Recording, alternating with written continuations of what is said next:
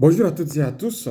Faisons le point de l'actualité internationale, en particulier de la situation au Moyen-Orient, en date du 8 avril 2026. En effet, après la déclaration de Donald Trump de rayer toute une civilisation en Iran, il vient de battre en retraite en écrivant sur son réseau social Truth, à la date du 8/4/2026, un plan en 10 points permettant l'arrêt de la guerre au Moyen-Orient pendant une période d'au moins 15 jours. Eh bien, ce cessez-le-feu a vu le jour après 39 jours pour jour de guerre entre les États-Unis et Israël contre l'Iran.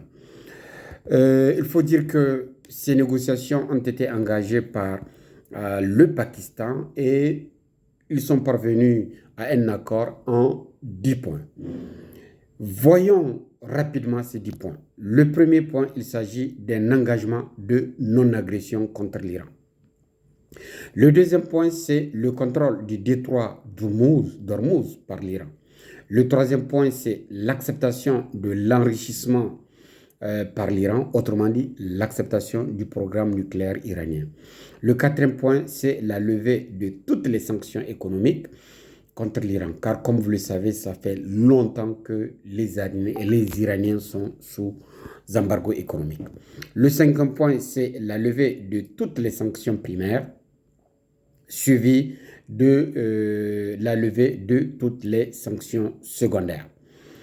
Le point 6, il s'agit de l'annulation de toutes les résolutions de l'Organisation des Nations Unies. Et le septième point, c'est l'annulation de toutes les résolutions du Conseil des gouverneurs.